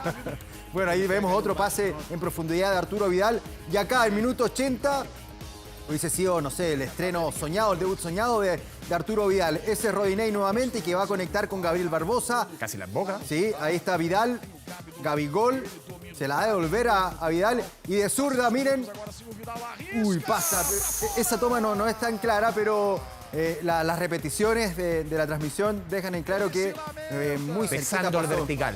Mira, acá, no, era gol, era un golazo. ¿Dónde la iba a clavar ahí Arturo Vidal? Fue uno de los mejores de Flamengo en el medio campo, jugó más de media hora. El técnico dicen, y muchos dicen que ya está pidiendo la camiseta titular. De a poco se va adaptando a sus compañeros, a su nuevo plantel, a un nuevo fútbol, a una nueva vida en definitiva. Así que así está Arturo Vidal. ¿Llega Pulgar o no? Sí, hoy llega justamente.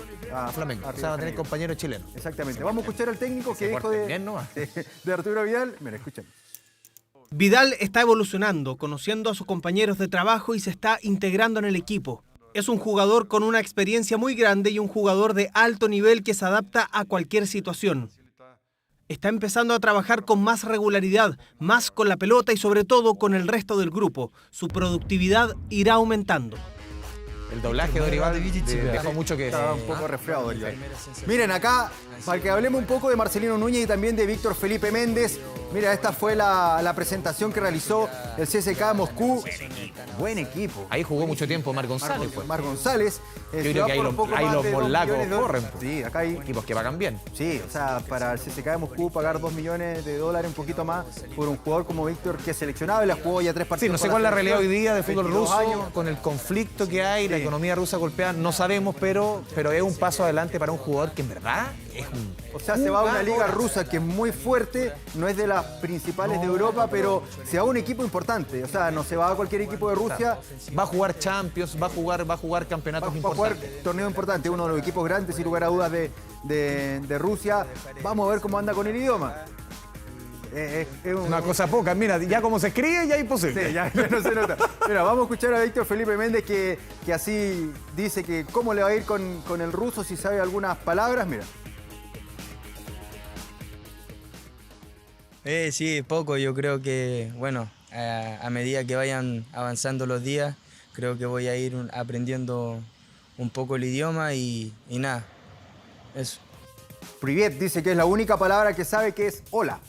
Mira tú. Hola muy informal. Insisto, los que hemos tenido la suerte de verlo en cancha y a través del campeonato del TNT, Es un tremendo jugador, un jugador diferente, que marca diferencia cuando anda aprendido Víctor Felipe Méndez. Otro que marca diferencia es Marcelino. Marcelino, que está a puertas de que sea vendido hay que dar a Norwich, hay que dar la referencia al diario La Tercera, que fue el que dio a conocer la noticia hace poco que Marcelino Núñez va a ser nuevo refuerzo del Norwich. 4 palitos verdes. $4 millones. Y otro jugador que partiría de Católica a préstamo. Ariel Holland no debe estar muy contento. De buen paz a Estudiantes de La Plata para jugar los cuartos de final de Copa Libertadores. Que ese sí que envuelto, lo entrego. Pero lo voy a dejar al aeropuerto, señor Paz. Lo de Marcelino Núñez es bastante loable, porque son $4 millones. Católica no podía hacer nada contra ese poderío para jugar la Championship, que es la segunda división del fútbol inglés, pero $4 millones. Es un buen primer paso, primera escala para llegar a Europa. Son $4 millones lo que tú dices, un jugador de 22 años que tuvo muy buen 2020-21, no así el 2022. Creo que es un buen momento para Marcelino de partir. Ya me había vendido hace poco la Católica al Pollo Valencia. Y hay una joven camada de futbolistas chilenos que se están yendo a equipos europeos, no a los principales como nos tenían acostumbrados. Pero es una buena primera escala. Sí, Diego Valencia, la generación dorada. Si no... Sí, Diego Valencia a Italia, Víctor Felipe Méndez a Rusia, Marcelino ahora a Inglaterra. Creo que Tomás Alarcón sigue en España. Kusevich está cerca también de partir a Italia. Pero ya juega en Palmeiras, o sea, es importante. Así que hay algo de esperanza, por lo menos, en el futuro de la selección. Y hablando del presente de la selección, hay uno que claramente su goleador histórico es Alexis Sánchez. Y que hoy la prensa francesa dice que está prácticamente cerrado en el Olympique de Marsella. Lindo equipo para ir a jugar. Sí. Marsella, terminó segundo en la Liga Francesa, va a jugar Champions, que es lo que quiere, y seguramente va a ser titular, porque Tudor, que es el técnico, Igor Tudor lo está pidiendo. Y es un equipo que tiene la billetera como para pagarle a Alexis Sánchez. Y un equipo, aparte, una plaza apasionada, entretenida. Fue campeón de Europa. Exactamente, es el equipo más popular. Lo que el PSG nunca ha podido hacer, el Marsella lo hizo a principios de los 90. Es verdad. El Marsella con el gran Jean-Pierre Papin. Más popular de Francia. Exacto. Equipazo. Ya. Don Sergio Pinto, ¿nos vemos mañana? Por supuesto. Aquí lo espero, no tiene día libre nada. No. Ya, nos vemos mañana. Nos vemos. Vamos a la pausa y volvemos de inmediato aquí en 24 tarde. Volvemos para despedirnos en 24 tarde, como siempre, con buena música. Para muchos puede ser una suerte de caída de carnet. No. Uno escucha esta música, uno se le mueve la patita al tiro. Nos vamos escuchando al gran Rick Astley, porque un día como hoy, hace 35 años, se estrenaba su famoso hit, Never Gonna Give You Up. Con este registro nos despedimos. Sigan la compañía de TVN y gracias por informarse junto a nosotros. Muy buenas tardes.